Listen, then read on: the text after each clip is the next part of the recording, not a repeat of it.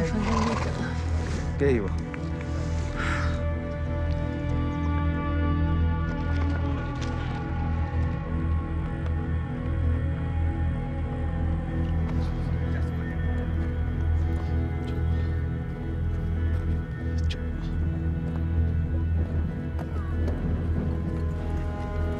I don't see them at all.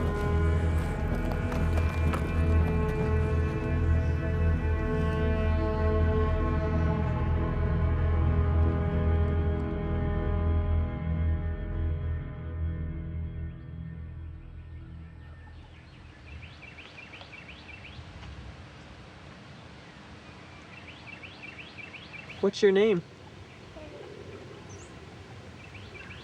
What's your name?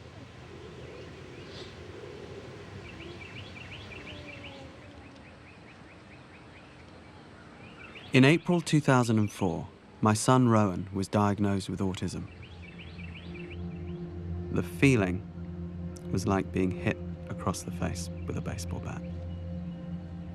Grief, shame, this weird, irrational shame, like I'd somehow cursed this child by giving him my faulty genetics, watching horrified as he began drifting away to another place. But this story isn't about the tragedy of autism. This is a story about how, as a family, we did something crazy. How we ended up going halfway across the world in search of a miracle. But let's start at the beginning. December 27th, 2001. My wife, 8 months pregnant, and I were at a friend's house having tea when, like something straight out of a movie, she suddenly went into contractions. One quick C-section later, while they brought Kristen round from the anaesthetic, I stood alone in the private room with this little boy we'd already decided to call Rowan. The clock on the wall said midnight, which meant, I realised, that Rowan had decided to come into the world exactly 7 years to the day and almost to the hour that Kristen and I had first spoken. Are we going to tell the story of how we met? Well, you start, because the first day I didn't talk to you. That's right. Of course, she wouldn't talk to me. Who would? I wouldn't. But we met in India. I'd been hired to write a guidebook to the region. She was there doing research for her PhD in psychology. We couldn't have been more different. I was British, brought up partly in London and partly on a farm training horses. Kristen was a suburban girl from California. But the moment I saw her, a voice in my head said, clear as day, that's your wife. Yeah, that's right. The first night, he said, he asked me to marry him. And Must have been mad. I'm like, yeah. Well, and I and I said, oh yeah, how many women have you asked to marry you before? And So I lied and said none. Yeah. Oh, you was a lie? We embarked on 7 years of travel and adventure. We finally married and settled in Texas, where Kristen got a job as a professor of psychology, and I continued my career in journalism and human rights, working mainly with the Bushmen of southern Africa's Kalahari. When Rowan was born and we began living as a family, it was like everything had finally fallen into place. Swing me just a little bit high. And then, it all fell apart.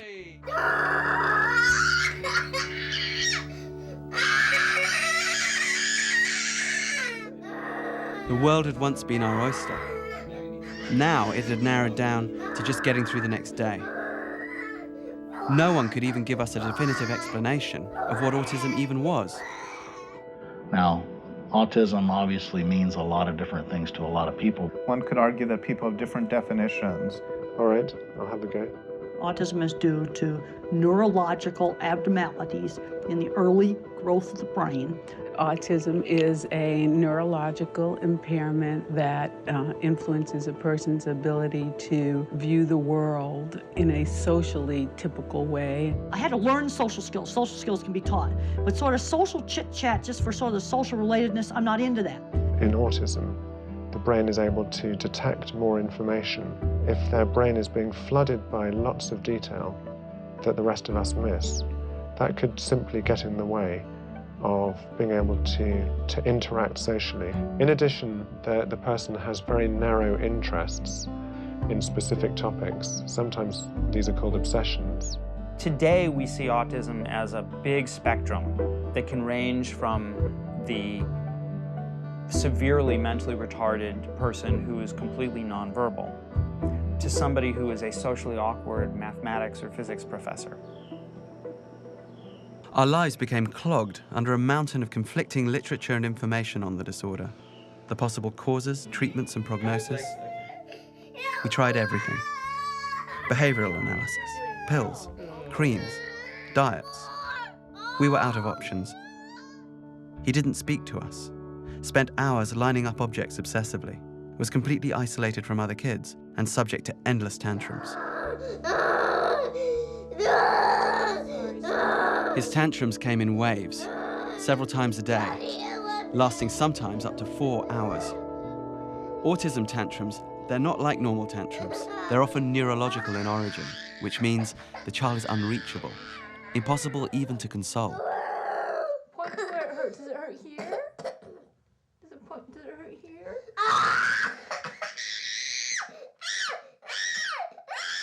Is it here? I've got a red mark here, but... That's a big mosquito bite. I think maybe that mosquito bite has It's gone. inflamed. The flea is gone. The what? Flea. The flea? You have a flea? Oh, Ooh.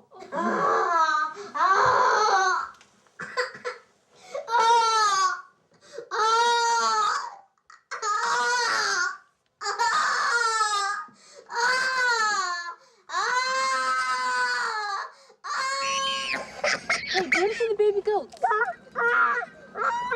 Baby goat?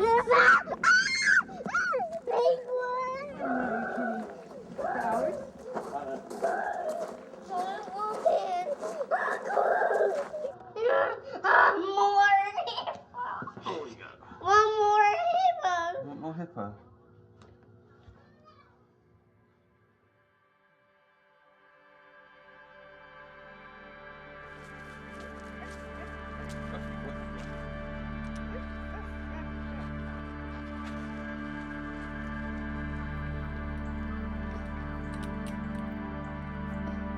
I had been keeping Rowan away from horses because I thought he was unsafe around them. But one day, he ran away from me onto the property of my neighbor Stafford and ran right up to his old mare, a horse called Betsy. She didn't spook. Instead, her reaction was so gentle, so submissive, I realized immediately that he had some direct line to her.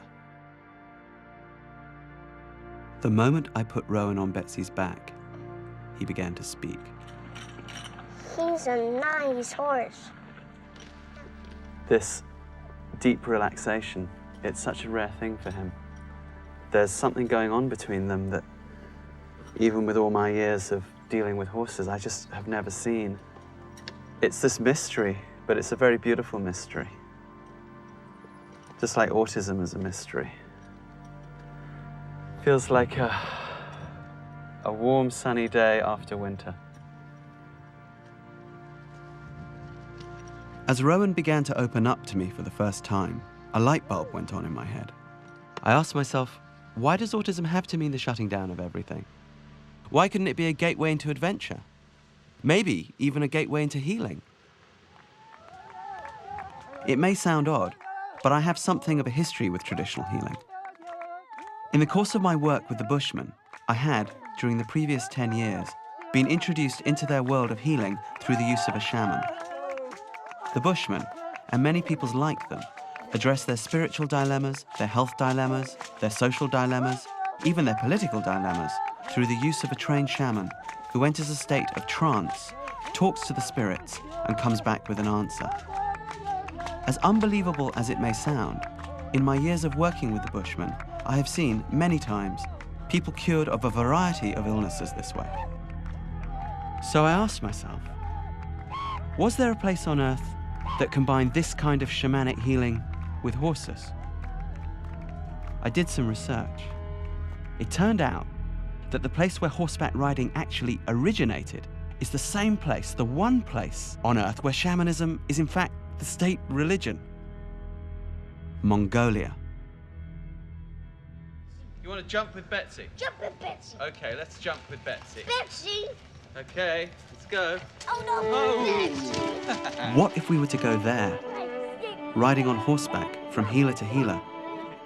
What if we were to do something like that? When you first proposed the idea, I just looked at him like, this is crazy. We have an autistic son, incredibly difficult to deal with just getting through each day.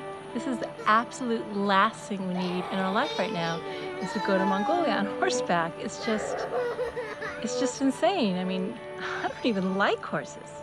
We're gonna try to keep our tantruming autistic son on the horse, going from shaman to shaman, and this is gonna work? But that, eventually, is exactly what I convinced her to do. Together, we were to set off from Ulaanbaatar, meeting with shaman along the way, then to a sacred lake, Lake Sharga, known for its healing waters, and finally, if we could find them, to the mysterious reindeer herders who live in the far north, where, I heard, the most powerful healer in all Mongolia lived.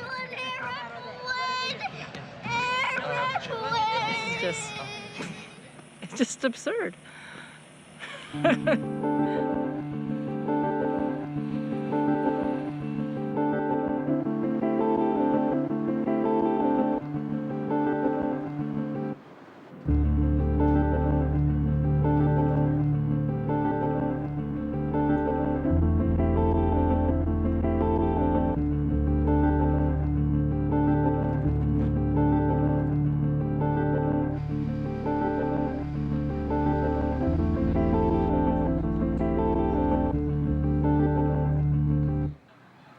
Our guide, Tulga, picked us up at the airport and took us into the capital, Ulaanbaatar. I don't know what I was expecting exactly, but this depressed post-Soviet city wasn't quite it. I'd expected the open steppe, nomads, horses, Genghis Khan and all his warriors. Not an urban slum. I think it wasn't exactly Ron's vision of Mongolia.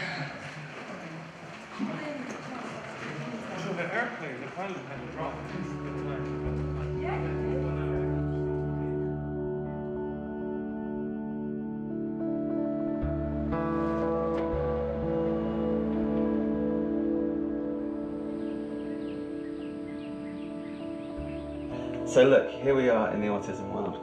I'm preparing his morning chocolate milk. These are all meds that are related to his autism. This is Valtrex, which is the drug for herpes. Okay, so I'm going to grind this up. Then there's the heavy metals. This is to help him metabolize the heavy metals that we know are in his body. Vitamin E, yeast defense. So this is to sort of help him with his gut. Which isn't helping. Which doesn't appear to be doing anything at all, yeah. But it can't do him any harm, so what the hell. And then this one here, I even forget why we're giving him this one here. That's right. It's a different type of antiviral that the doctor thinks might help as well as Right. supplement with Valtrex. So, shake it up. Okay, that's ready for him when he gets up.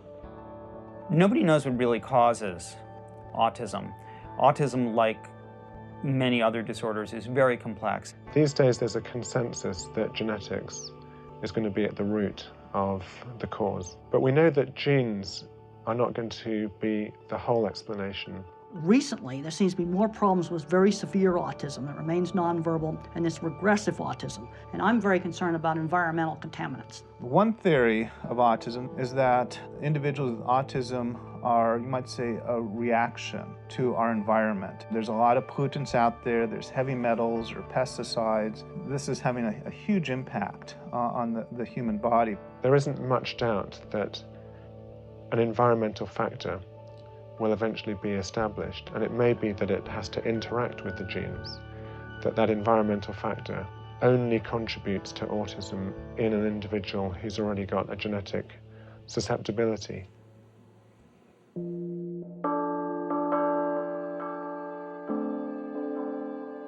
Before our arrival, Tulga had been putting the word out that Rowan was coming. The result was that shamans were traveling in from all over the country for the healing, in what we were told would be the largest gathering of shamans since the end of communism. We're going up to the sacred mountain outside of Ulaanbaatar.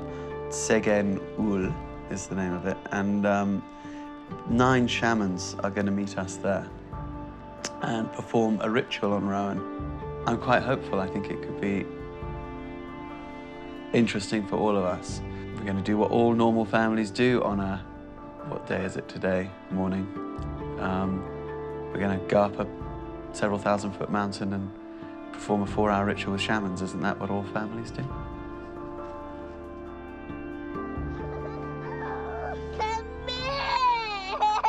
We gotta get away!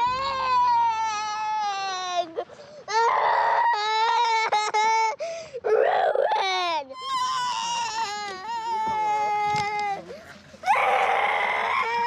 Tell you what, Ron, let's go take a little walk down to the river. Do you want to have a walk down to the river? I want to go to the river.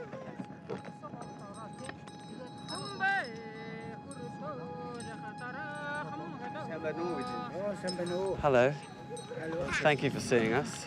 So, it's really happy to receive you on the Mongolian land and his land and our land. You come here and really happy to receive you here. Well, we're very grateful to be here.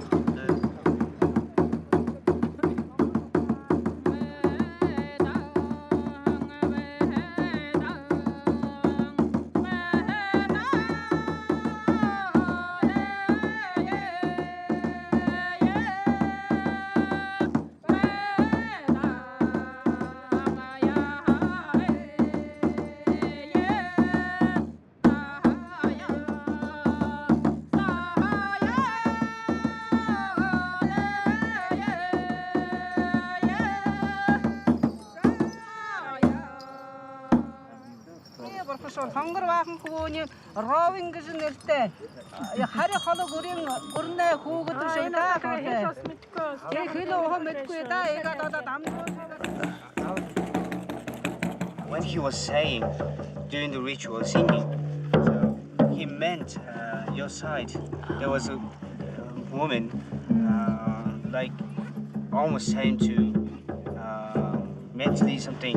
Yeah, he was mental illness. My grandmother. An ancestor. On my side, my grandmother had mental illness, but she wasn't autistic. She was more just depressed and manic. If you know what that means. So she was mentally ill.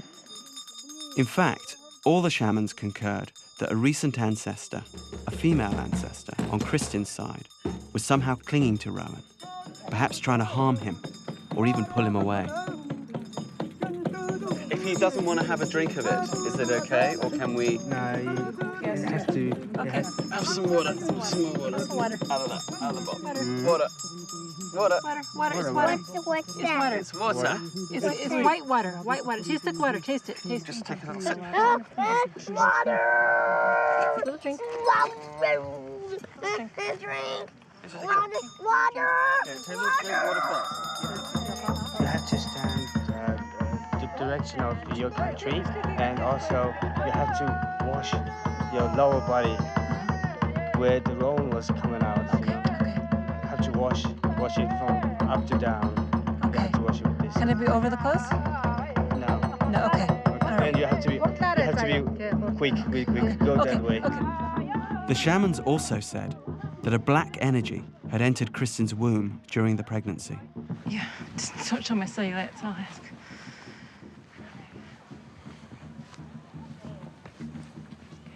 All right. You can Photoshop that, Kay.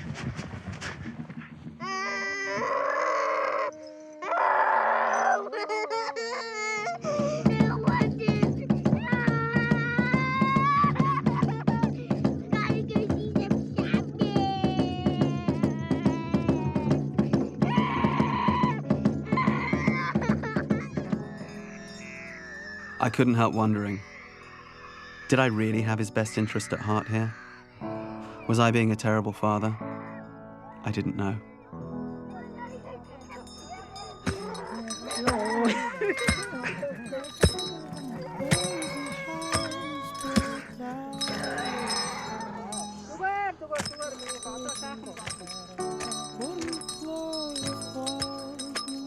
Is he gonna whip me?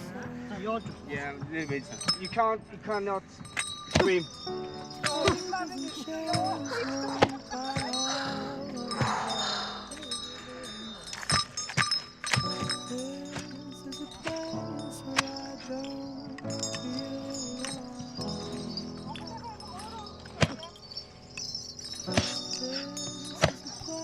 You have to face the mountain and on the knees.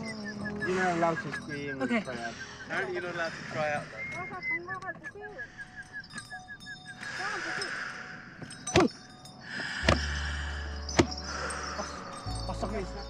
Jump. Higher. Sure. Higher. Higher. That's it. Okay, that's fine. Okay, it's all done now.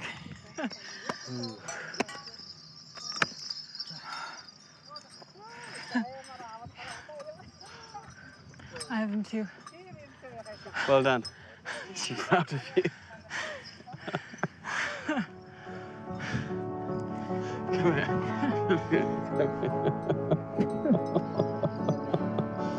It's a crazy.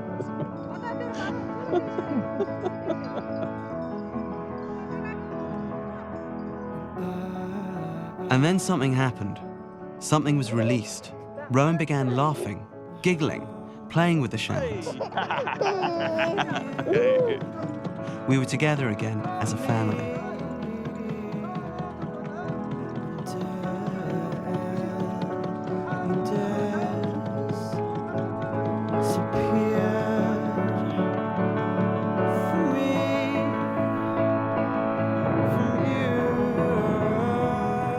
Clouds gathered, a cool wind got up, and the rains came. A very good sign, said the shamans.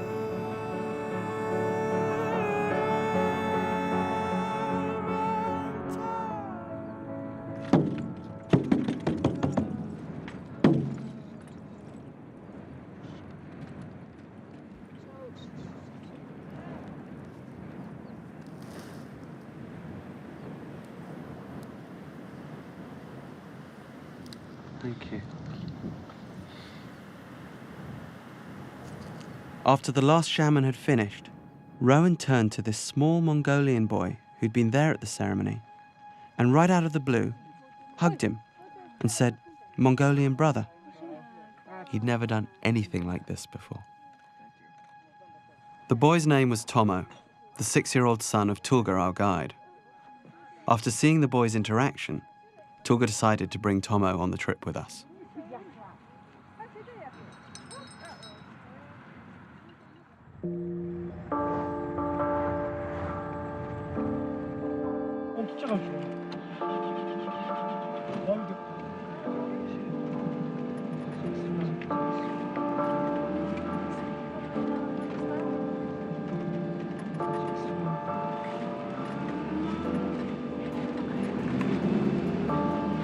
Next morning, we set off into the great interior of Mongolia. 10 hours drive to the first nomad camp, where we were to meet the guides and horses who would take us to Lake Shaga and its healing waters.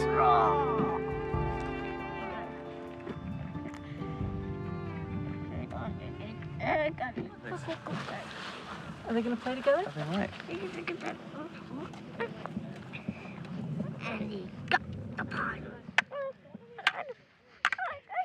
This is very unusual. This is playing totally with a kid unusual, like that. yeah. Very unusual. I haven't seen him do that kind of interactive play before. No. Ever, actually. No. The most he's ever done with another child is play chase. But It's to actually amazing. have a sword fight and then Never again done that talking before. about being a pirate, and never done that before. This pirate ship. Very, very cool kid, Tulga. Yeah. That's really encouraging. Isn't it?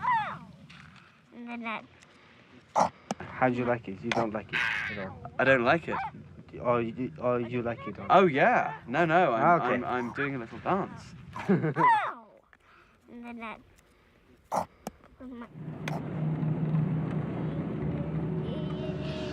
All I know is we went to see the shaman, and now, 2 days later, we're seeing even more involved play that I've never seen before ever.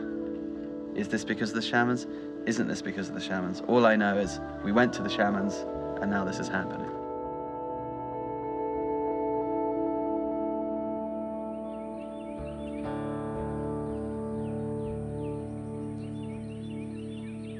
Hey, Mom, can you go poopy on the potty? Can you go poopy on the potty? Yes, I do. Yes, you do. Okay, do a poopy. Do a poopy. No. No? Go, can you go poopy on the potty? All done. All done? All done poopy? I don't think he's ever successfully gone poo in the potty. Pretty much everything the books tell you should try doing, we've tried and have had no success.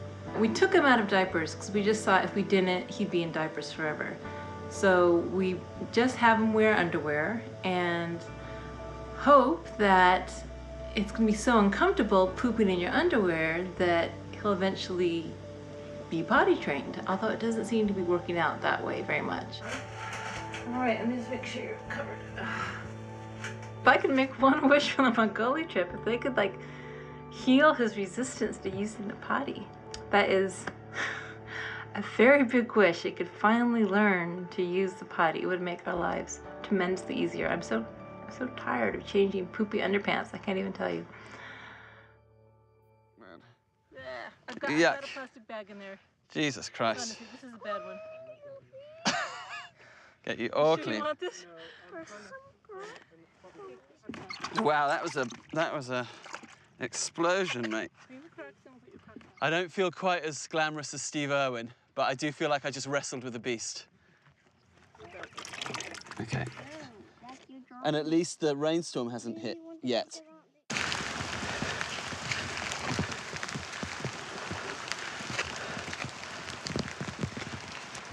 That was what you call a code brown.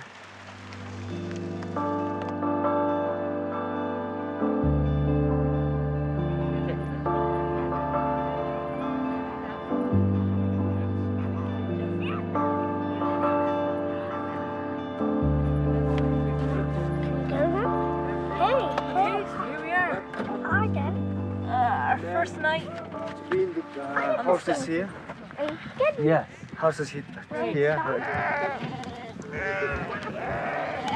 We've just arrived at our first nomadic encampment. This is Rowan's first introduction to Mongolia proper. He's just totally into it. Oh, on we go. Oh. Hold the horn. You can...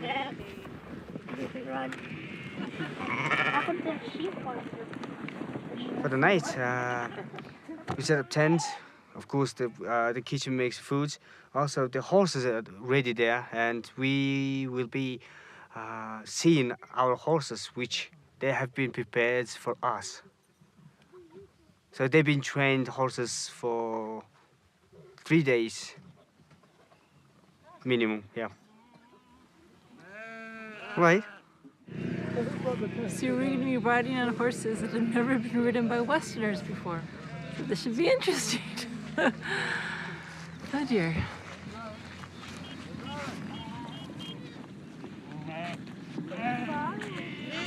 God, this is beautiful.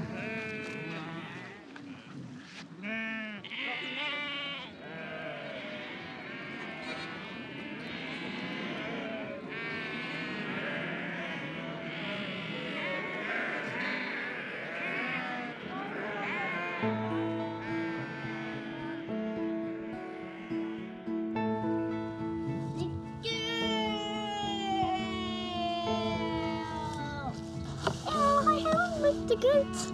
No, I want the goats. And my goat. Let's go. Rowan's relationship with animals is extraordinary. All these animals are incredibly tolerant of him. They let him do stuff that neurotypical kids often can't get away with.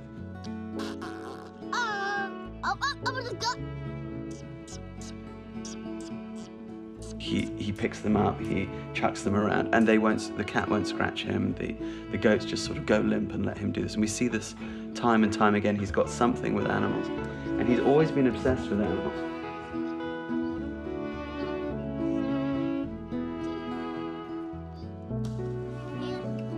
People with autism often have incredibly special talents, and they do things better than somebody that might not have autism. For example, the ability to focus on a very narrow topic to the exclusion of everything else may be a very positive thing. We've come across some who are excellent painters, excellent musicians, excellent at math. You wouldn't have any electricity in this building. You wouldn't have any camera to film this interview. Any of these things if you didn't have people on some degree on the autism spectrum. So some of those genes that are involved in autism may also have been very important as contributors to the success of humanity.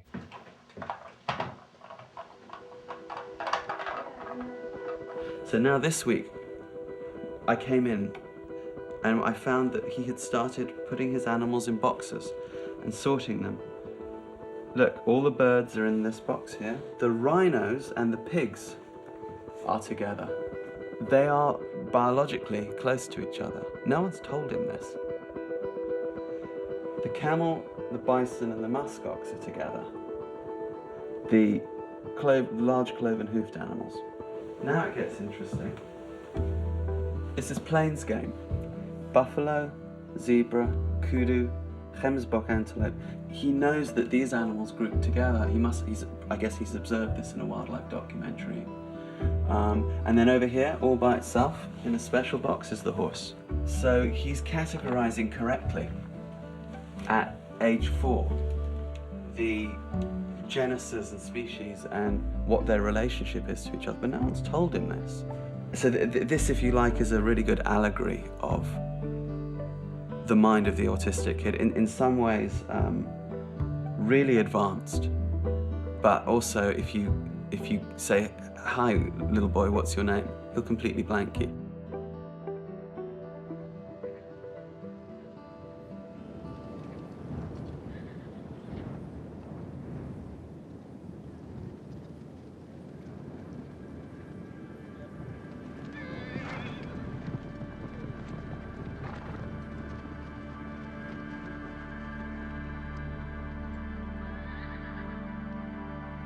But the locals, they said to us, you brought the rain. So it hasn't been raining like this. They like to say the man bringing rain has to be really, really good person. So we respect the person and offer many good foods and being more polite with the people. So, Torga, do you want to just tell us what we've got here? We got sausages and lung and liver and hearts. Cheers. Thank you for having us. Very large, Jim. All right, so piece by piece. I'm going to start with this one. This is the... I think it's a lung. Lung, my favorite. That's really challenging. You're enjoying this, aren't you? Oh yeah. I'm enjoying. That's I can only say this in English. That's really horrible. But I'm gonna eat it anyway. It can go pretty good with some fats with it. Look, there's Daddy. Hey. No, thank you. Car! You wanna go into my car? They take here. Car!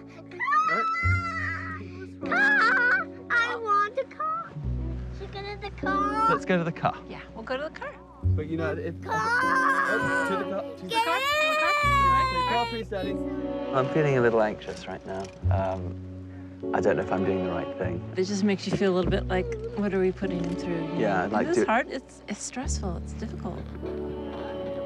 Guys, we have to get moving.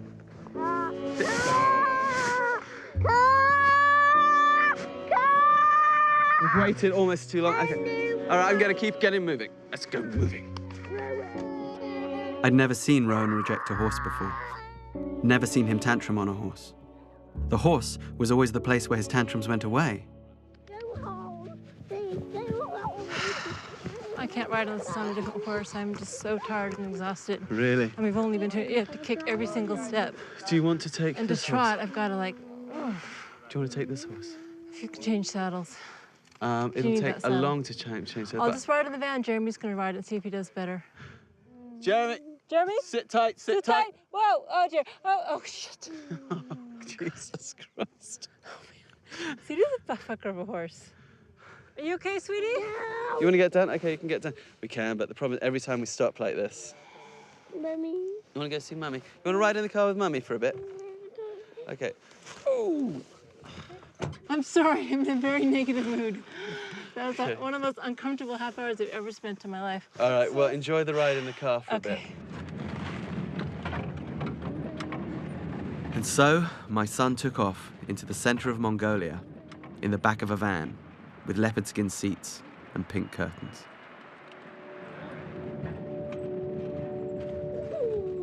And count. 1, 2, 3, 4, 5, 6, 7, 8, 9. Stop! Do you want to do that? Yes, please, or no, thank you. Yes, please. Okay, let's do it. And 1, 2, 3, 4, 5, 6, 7, 8, 9. Stop!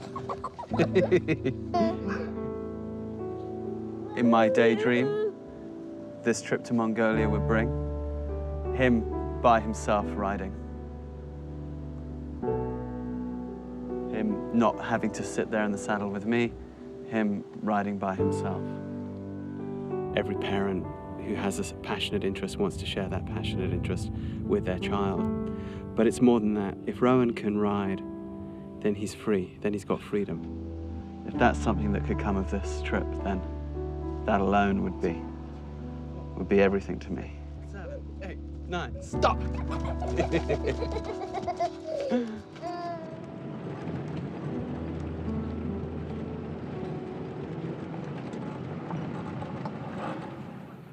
Eventually, we let him out to play at a river, and Tulga took off with the van to try and find a mountain where he could get a cell phone reception.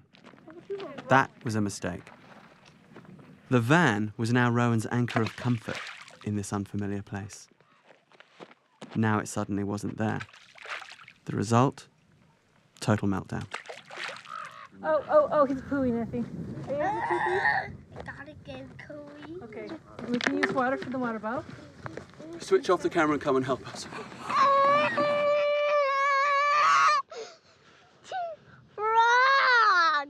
We gotta go home! Outside! Eagle! The van's will be here in about 1 minute. There it is, you see? Yeah, there it is. See, there's The the van's van. over there.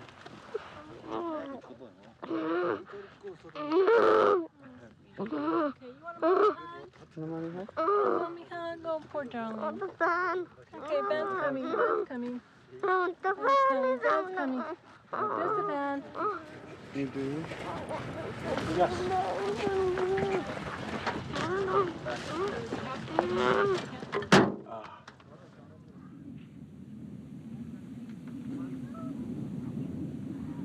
I completely fucked up. I turned, through just not thinking straight, a delightful experience for him into a pretty traumatic experience for him. And what that is teaching me is I've got to abandon any adult agenda. And it's funny, I hadn't even really realized until this moment that I kind of had one. So I let him down. And the important thing is just to remember why we're here, and why we're here is for him. It's the good and the right lesson to have learned.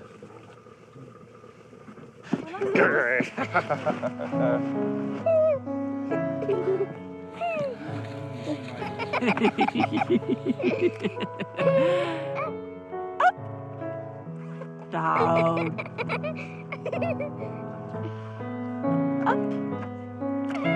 Down. Get the geese. Get some more. Chasing the geese.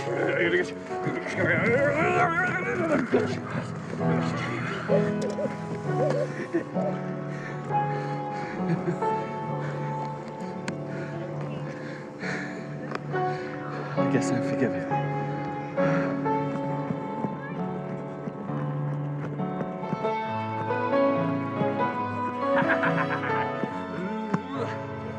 It's pretty cool, huh? What an adventure. What an adventure. I love my son.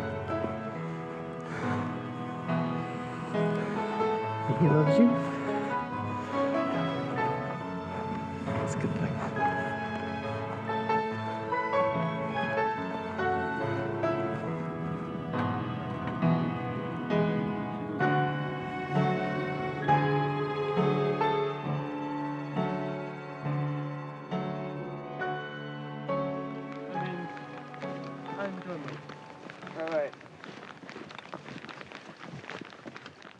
As Tommy was a piper's son, he learned to play when he was young.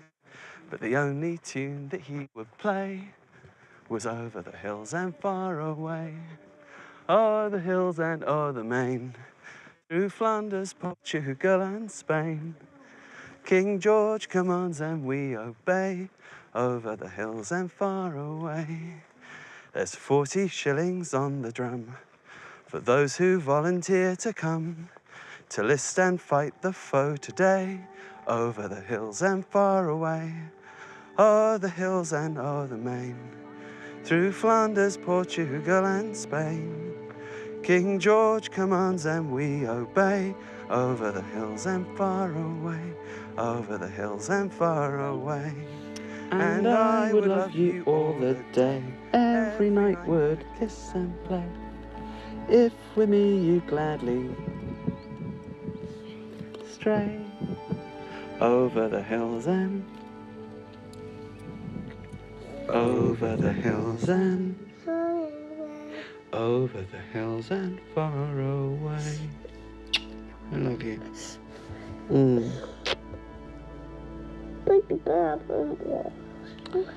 Well, it's true. I'm a better father because of his autism. You? I never thought I'd say that, but there's no question. I don't think I would have been that great a dad otherwise. All right, mate, do you want to eat or do you want to go up to bed? You want to go up to bed? Okay. I'm a better father because his autism forced me to listen to what interested him above all else and implement it because I had no choice. I'm glad now that I had no choice. It was tough at the time, but we're onto something good here.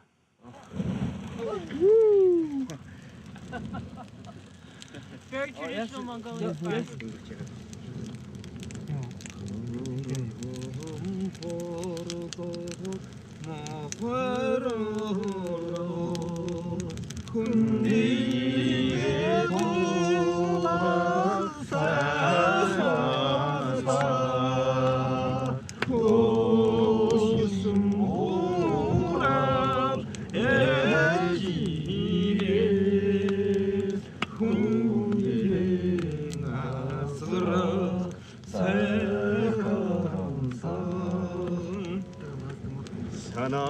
세택에 항와가다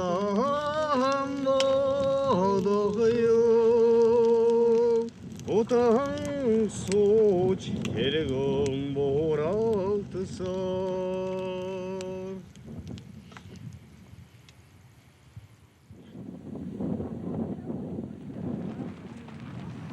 Since the ceremony, I've been having these really vivid dreams, and I dreamt that I saw my grandmother happy, walking away like she had let go of Rowan.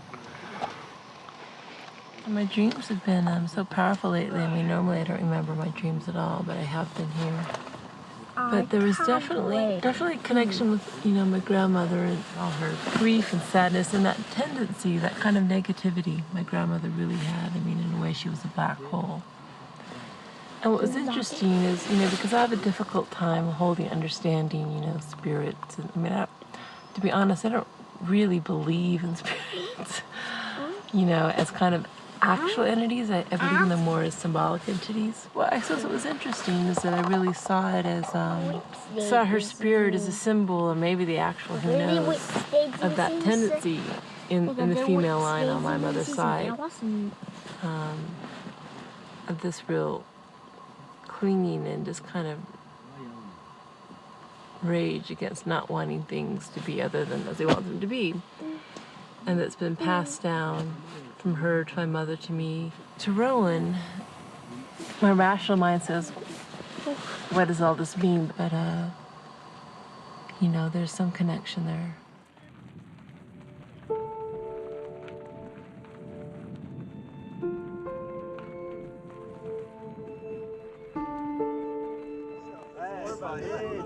This is a goodbye photograph. Goodbye photograph.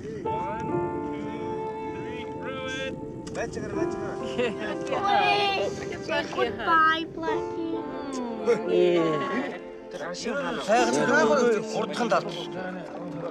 They're saying there is a spring. There's several springs. One of the good rain. He's saying. Maybe we can ask the locals if they know which one is good for the brain. Do you think we could visit the one that's good for the brain? We have time, then we can go. Yes, let's do that.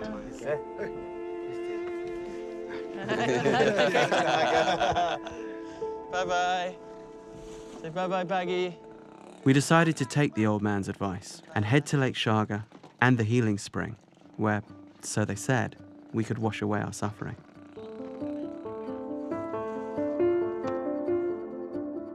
So back into the van we got for 3 days hard travel.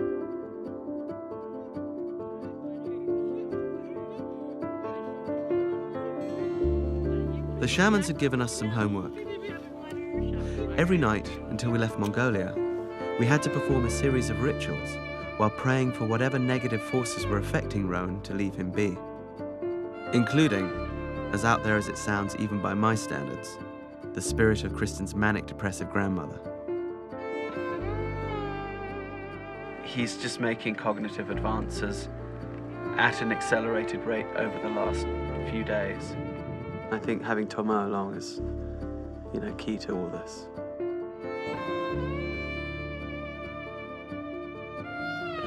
You want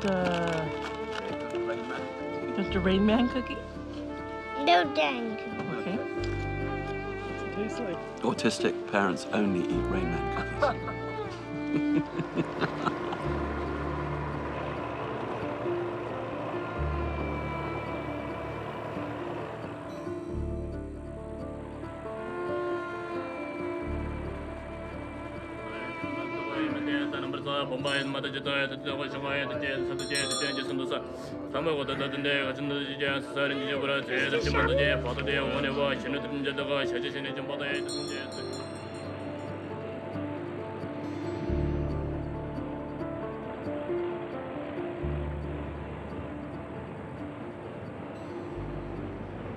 Here it was, Lake Shaga, much more beautiful than I thought it would be.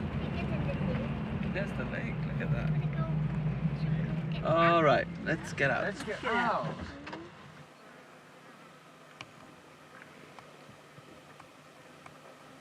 I have no idea if any of it has an effect or if it's just maybe calling up the focus and the intention for his healing, which in and of itself could be quite powerful.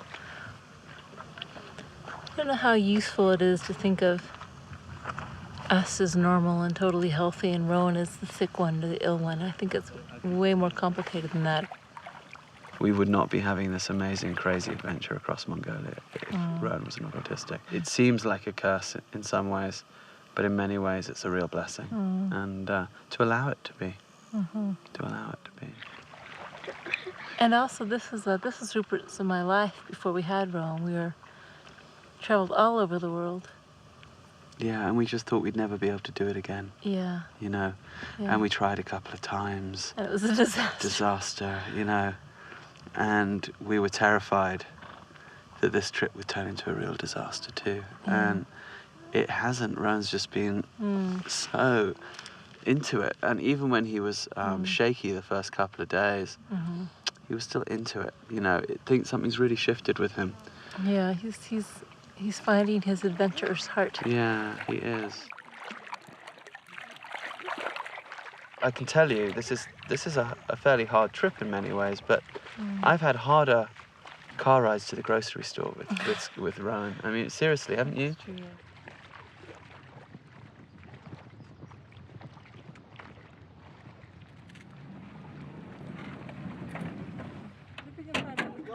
Playground. Go outside and see if it's there.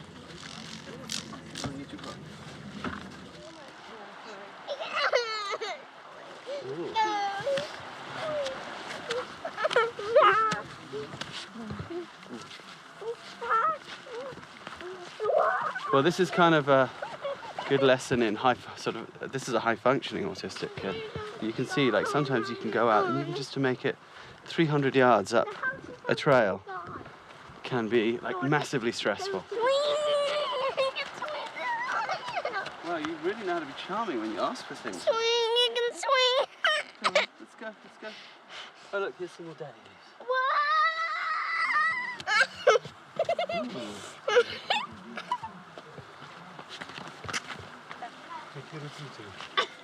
I gotta admit, I'm feeling a little down tonight.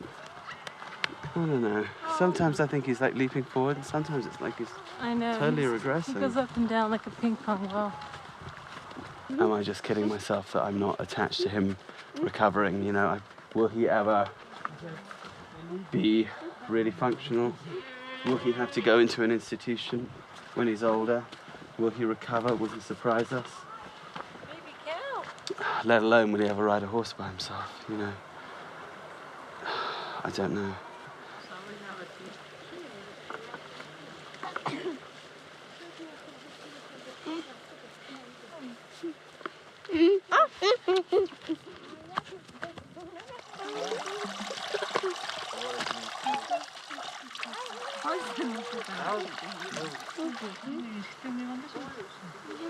No. Calm down.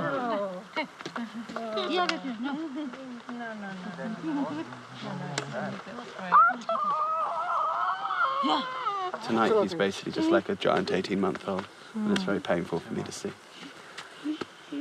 Okay. No, I'm down. I'm feeling like, with the camera on me, I'm just almost makes me want to cry. Let's On go. your head. On your head. Ready?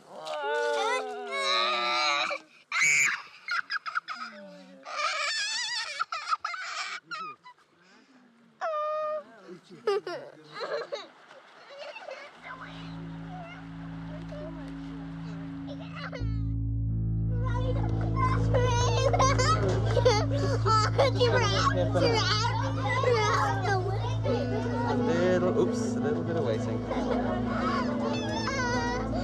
Okay, let's go.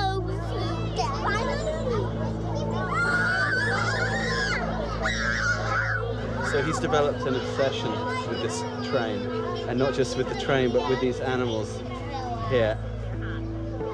Sometimes I've hung out here for up to 2 or 3 hours at a time, sometimes. And I've probably ridden this train 200 times.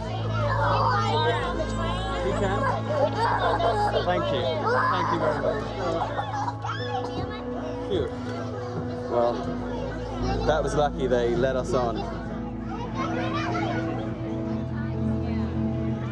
But it can be quite lonely sometimes, as you can imagine. I mean, we spent, you know, the last 2.5 years like this a lot of the time, and it's very rare that you could ever get anyone to come along and do this with you.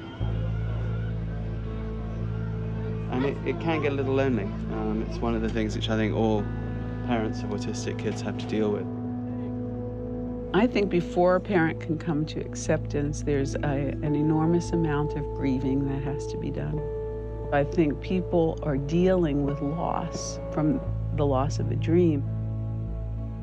I see what comes up is exhaustion from dealing with behavior problems a lot, from dealing with an environment that looks at the parent as if they're doing something wrong, and because they see a kid that's tantruming and they just assume that maybe the parent isn't handling it well. People just don't understand what they're going through.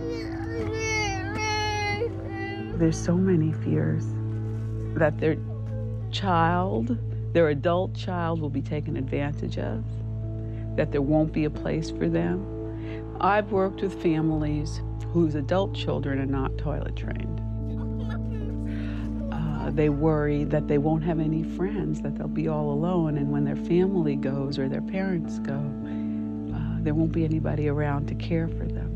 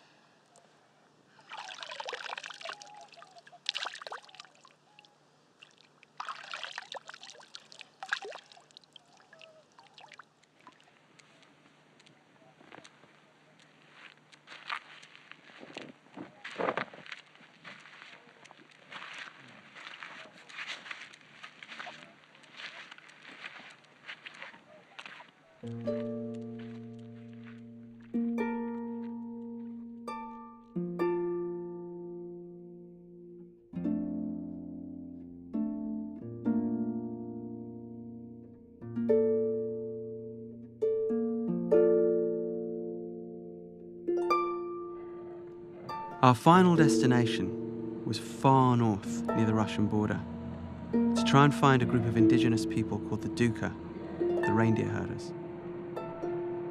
Before man ever rode a horse, he rode the reindeer, the first large animal to be domesticated at the end of the last ice age. Now reduced to just 200 people, the Duka tribe, and everyone agreed on this, had the strongest shamanic tradition of all. So we're on the second last day of our long drive, and he wants to get the reindeer people so bad.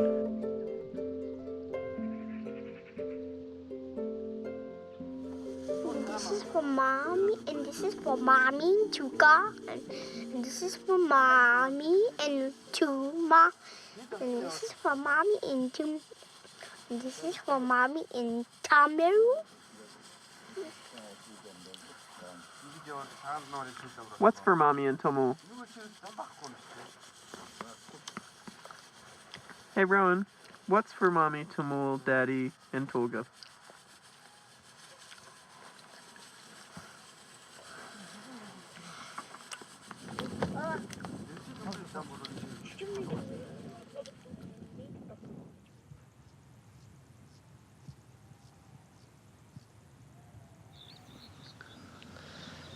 That was a giant motherfucker of a poo last night.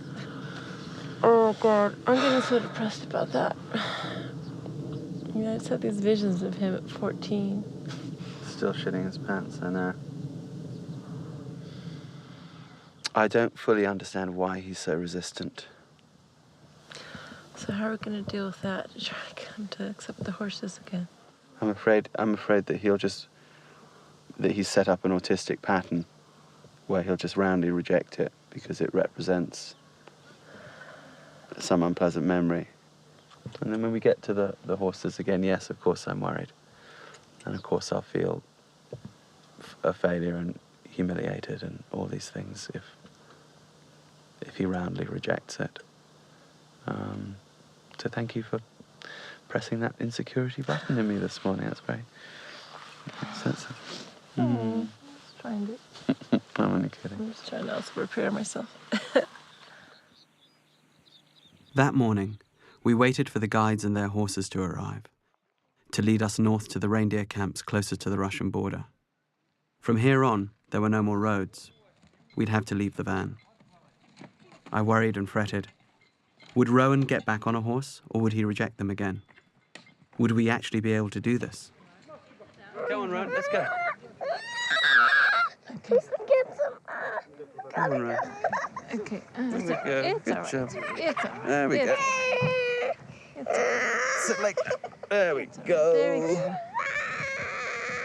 It's all right. Yes, yes. Do you want to hold the reins? Sure. Oh, no. You closing his eyes? Let's go. Short ride.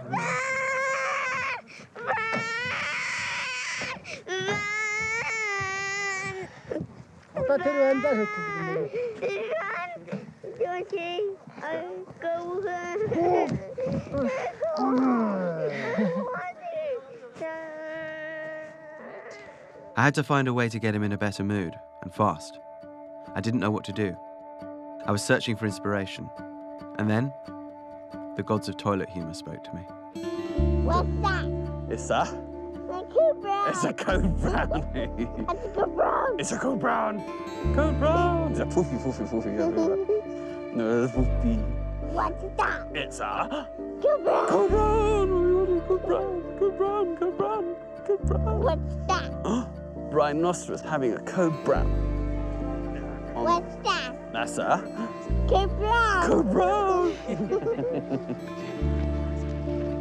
I'm going to the forest to see the reindeer people. That's right. You're going through the forest to see the reindeer people. I want to ride the reindeer. Yes, I want to ride a reindeer. Do you want to ride a reindeer?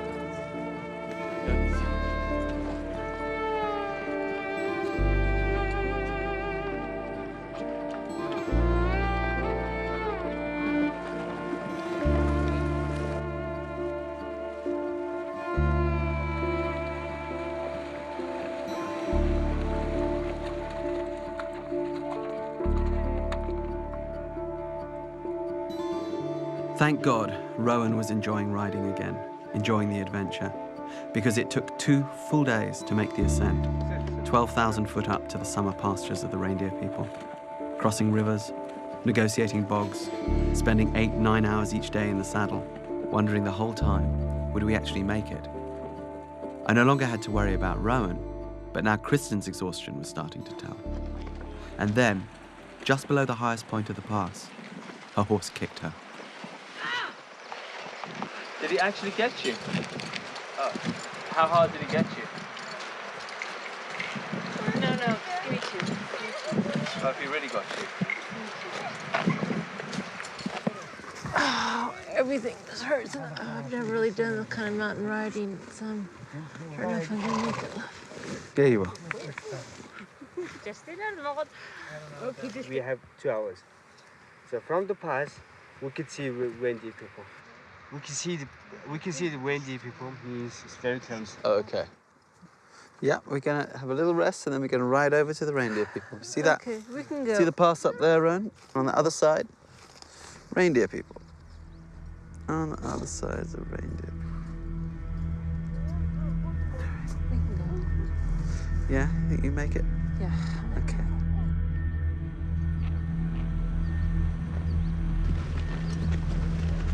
Wow. Jesus, look behind you.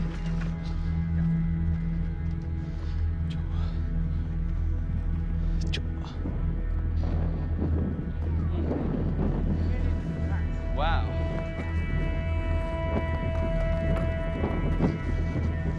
I don't see them, Tora.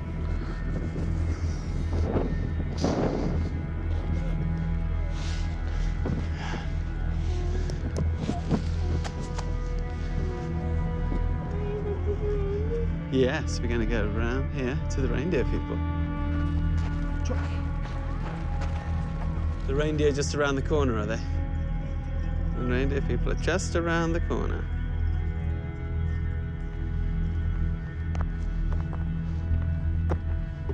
Let me just get back on, because this is killing me. Yeah, we said they're right around the corner and we don't see them, so I'm hoping they really are here. Hope they didn't decide today was moving day. I hope I don't have to do some difficult explaining. Reindeer. To your right. Oh, there's a reindeer, look. Look at it.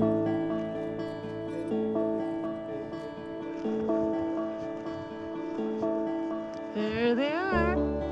How about that? They're teepees and satellite dish. Yeah. Oh my God. How about that? Oh my God. It's the reindeer people's teepees, look. That's where they are. You made it. You made it all the way. You made it all the way. I am so proud of you. You want to ride a reindeer? We do want to ride a reindeer, yes. I really didn't know if we were going to make it. Oh. We actually made it. That's amazing, isn't it?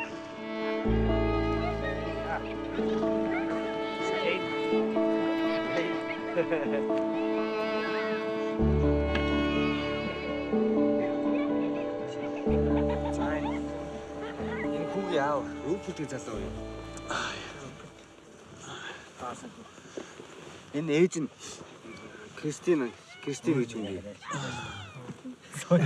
And so, thank you very much for letting us come and drop into their lives like this. We've come a long way from America because our child has autism. And we had heard that the shamans of the reindeer people were both powerful and kind. And so we thought we would bring our boy up here just to see if there's any help that could be given.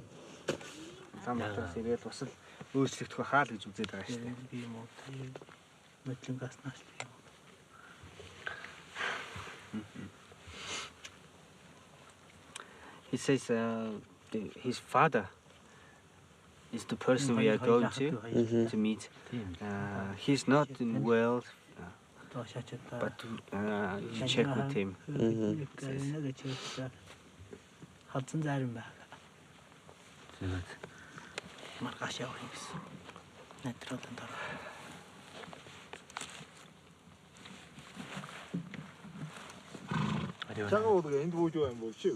See, you both in their heart. I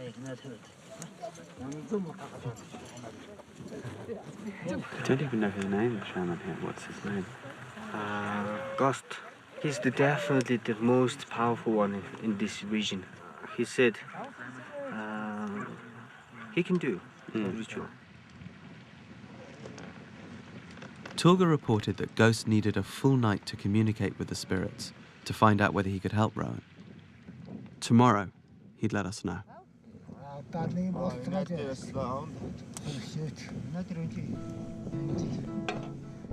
reindeer.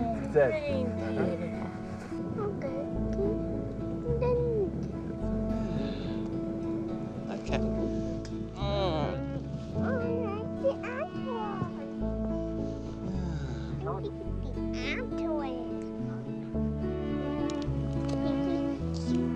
He's cute.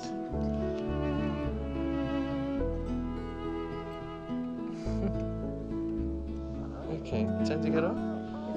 All right, one more hug and a kiss on the neck.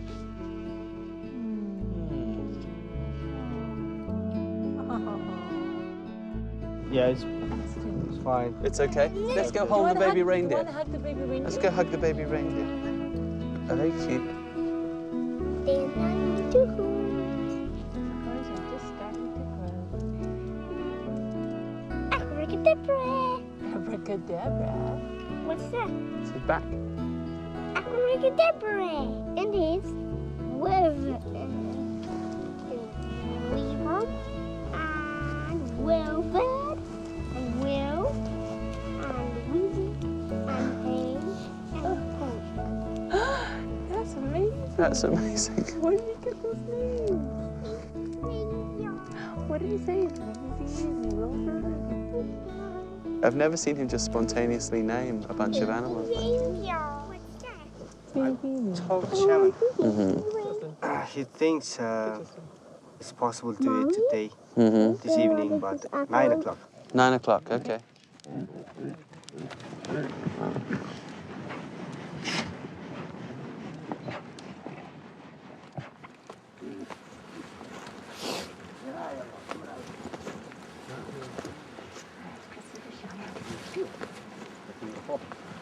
said he did some ritual last night. And now he will be in his costume and we'll talk to him.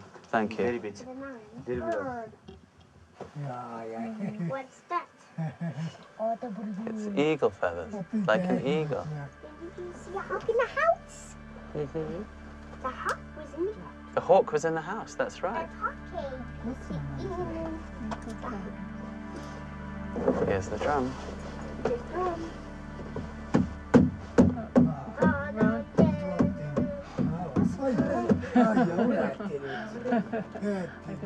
Oh, Rowan, no. No, don't touch the eagle feathers. Don't go for his face. Sit with your daddy. Oh. There we go.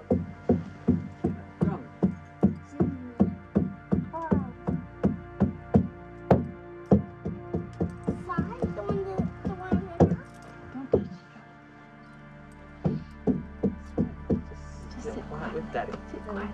Wow. Sit quietly. Wow, that's shaman. He's an eagle. He's down on the tree. An eagle nest. A mom is in there's baby bombs. Drink water. Drink the water. Drink the water. Drink it.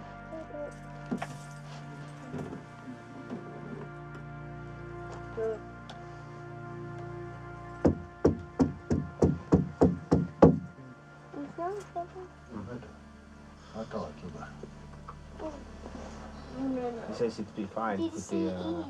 there's a baby else? He thinks he would be better by tomorrow. Okay.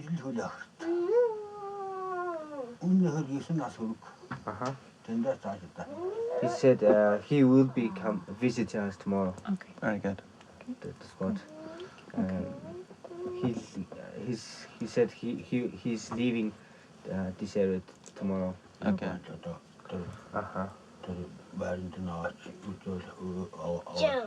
Before it gets too dark, you have to leave. Okay. All right. Tom, thank you.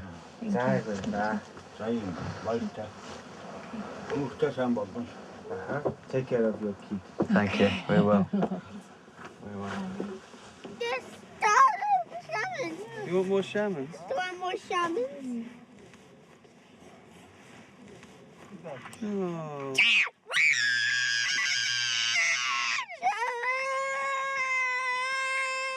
There's a shaman. There's a shaman. Bye-bye. Say bye-bye. See you tomorrow, Rowan. See you tomorrow. We're going Okay. We must go. Torga, we must go, he says. That's it.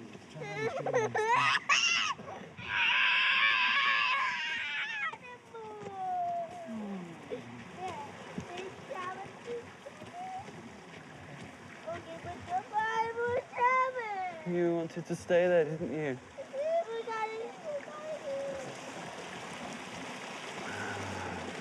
Well, I expected him to be tantruming like that because he didn't want to see the shaman and didn't want to be in the tent, not because he had to leave. That's extraordinary. It's wonderful. He said the parents have to prepare his drum and the costume. Means he believed, the shaman believed Rowan may become a shaman in the future.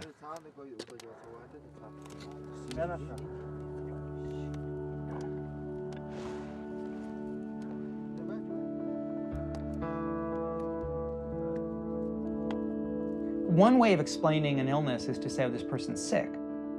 Another way of explaining an illness is to say, this is a different type of person, and they will have a different role in society.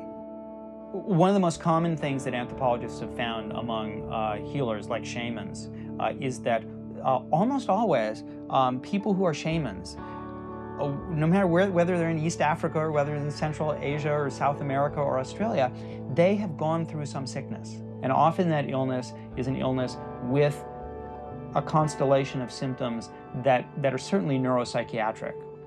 The shamans don't show neurological symptoms because they're shamans. They become shamans because they had these neurological symptoms. We don't know why, but one thing we do know is that the line between what is a shaman and the line between, say, a psychoanalyst is not that clearly drawn. We are one of the few societies that treat neurological and psychiatric difference by creating institutions where we separate people completely from society. Most other cultures aren't like that.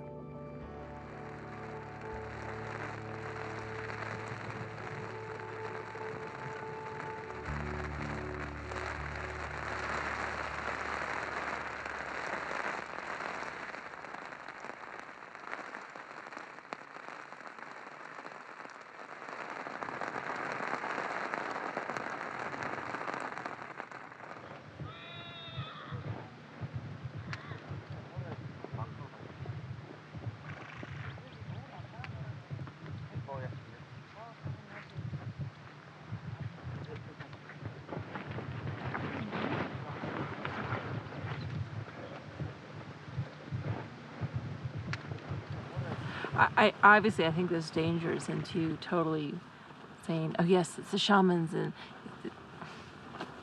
completely buying into that symbol system as well.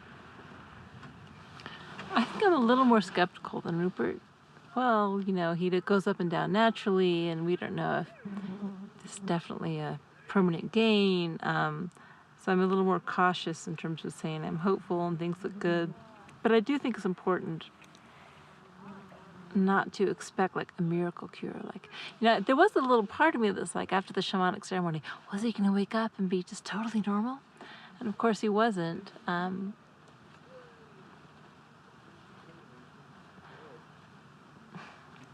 It's outside of my normal experience, put it that way. We're going to the car.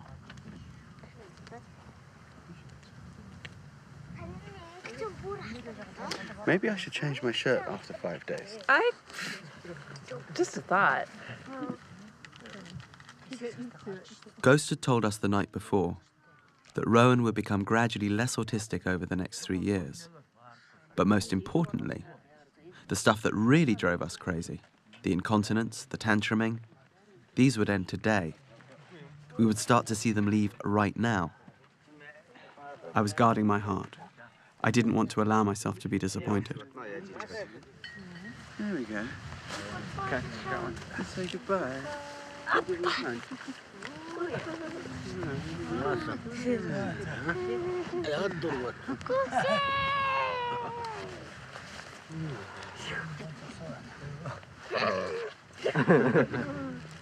재민이 말이야. 안 터지죠.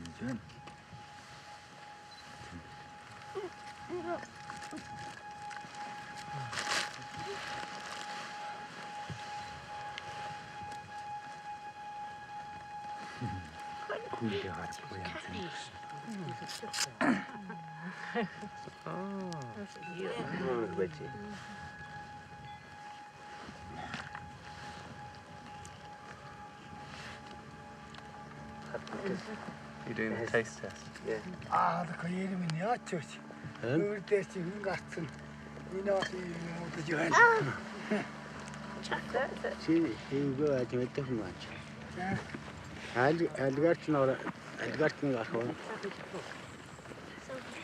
Now it's time to. He's leaving. It's time to take the round. Say goodbye to the shaman. Goodbye to the shaman. Thank you for the healing. And with that, it was finally time to go home.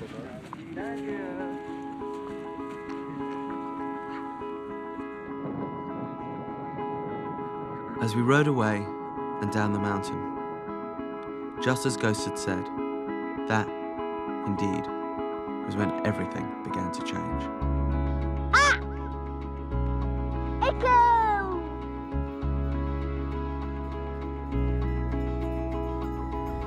Oh my God, I can't believe it. He's doing an intentional poo. You just totally did it. That's the first stage to the potty. That is success. That is success right there. Excellent. Outdoor squatty food. Woohoo!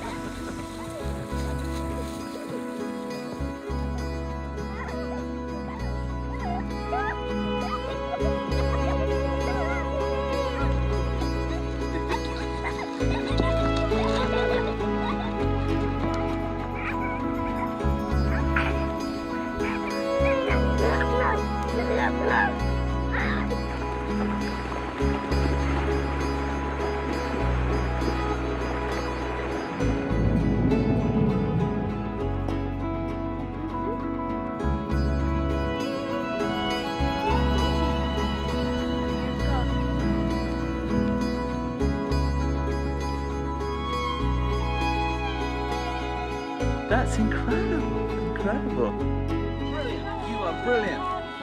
Brilliant. Rowan poopied on the potty. You're brilliant. Brilliant. You're brilliant. Okay, to pooping in the toilet.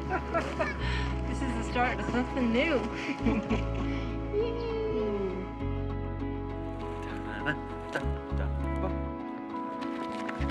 He's wanting to play with the other kids and not with us. Like most normal little kids, they want to play with each other, not with their parents. This has never happened before, where he's just totally involved with them and totally ignoring us. It's amazing. And he's one of them, you know? Do I think it was the shamans? My honest answer is yeah, of course, I do. I'm open to the possibility that there's something happening with the shamanic way of understanding things. But on the other hand, I'm open to the idea that just when you take a kid and you take them to Mongolia and you push them to their limits, they have to confront challenges they wouldn't otherwise, and that may be the cause of it. What does it matter? What matters is that he's leapt forward and that we came here and it happened. That's what matters.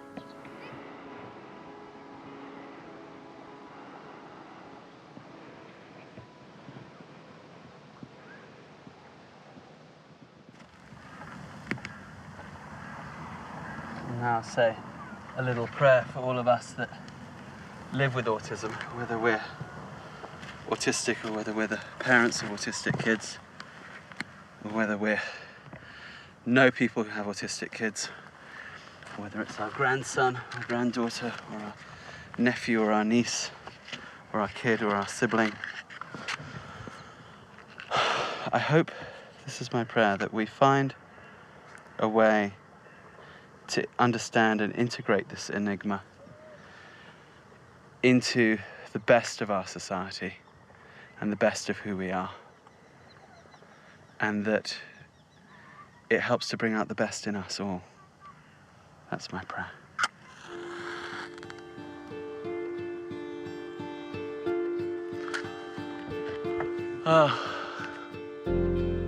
Anyway, I'm grateful. Thank you.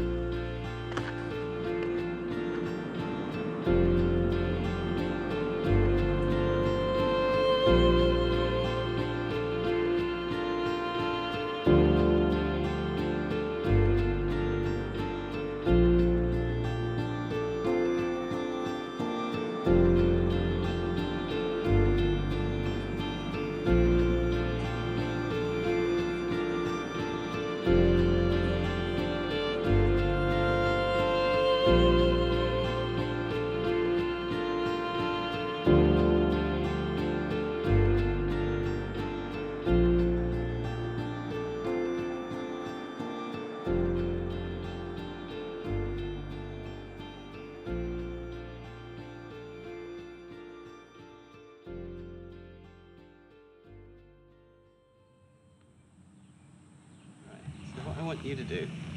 So I want you to take the rein like that, in your hand, and turn Betsy. Say, come on, Betsy. You say, come on, Betsy. Come on, Betsy. And lift your hand and push across like that. Say, come on, Betsy, that's right. Turn her by yourself. Okay, say, come on, Betsy, let's go to the barn. Let's go to the barn. All right, now turn Betsy this way. Push your hand like this. There you go. There you go. Yeah. Give her a little kick. Yes, and away she goes. Excellent. You're riding. Pull, give the reins a pull. Yes. You just rode. You just rode. You just rode. You just rode, you little scummy. You just rode. Thank you, Betsy.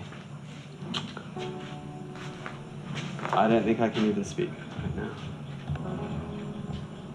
You push first, pushing poopy out. Oh, good job. Do you have another one in there? Flush. And let's wash your hands. I think it's very important that we do learn to live with autism in the sense that there's a lot of adjustments our society can make to become more autism friendly. I really hope that as people learn more about autism, they will see autism as a form of diversity. You know, I think we need to figure out a way to prevent some of the most severe forms of autism. But you certainly do not want to get rid of autism genetics. And I get asked if I could snap my fingers, would I want to be not autistic? No, I wouldn't be, because I like the clarity of thought that I have. I think the thing that's so remarkable is how much our lives have changed since coming back. It's just, it's night and day. I can't even tell you how different it is. What's your name? It's Rowan. How are you doing? I'm fine. He's just charming. He's just a brilliant kid. He is. And his kind of quirky way of looking at the world is precisely what makes him so charming Exactly. and interesting and fun and funny. And that I've got no interest in trying to change. None at all. No, quite the opposite, actually. It's what makes him so wonderful. This is Curious George. He was in the zoo. He was a good little monkey. Patty and Adelina are babysitting Rowan tonight, and Rowan has said he's happy to have them do that, and Rupert and I are going to go to a movie and have dinner. You know, I'm really starting to taste freedom, freedom like we haven't had for the last 6 years, and it's pretty nice. Bye, have a fun night.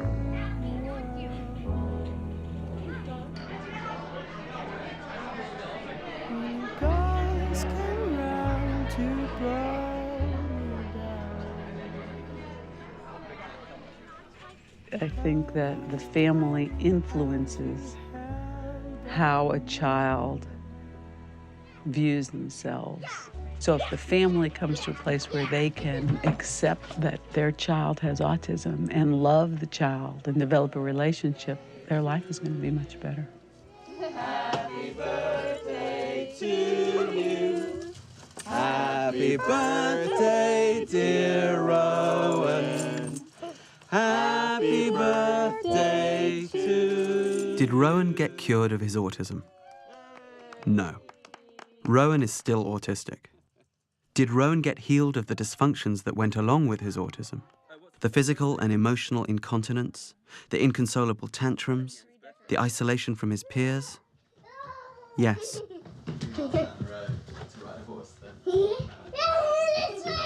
For us, this healing was frankly miraculous.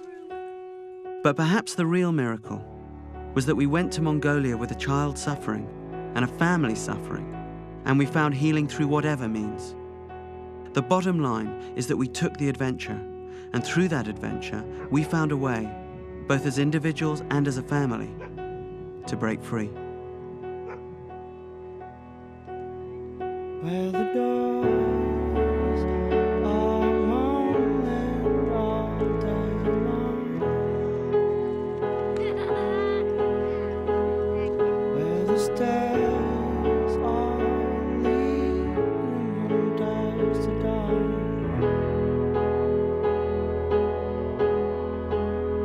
where the windows are breathing in the light. Where the rooms are a collection of our lives.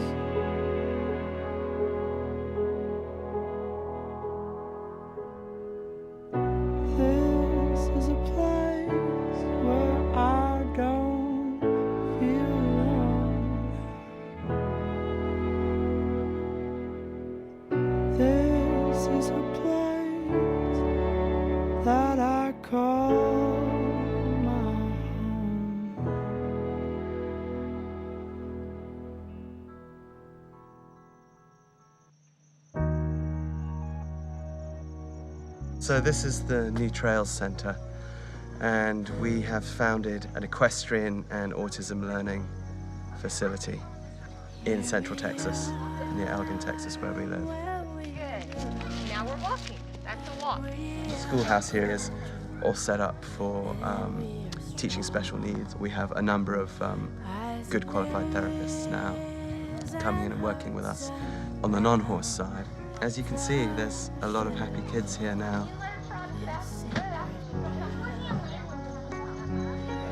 And one, good. And one. Two. And one. One. And one. One.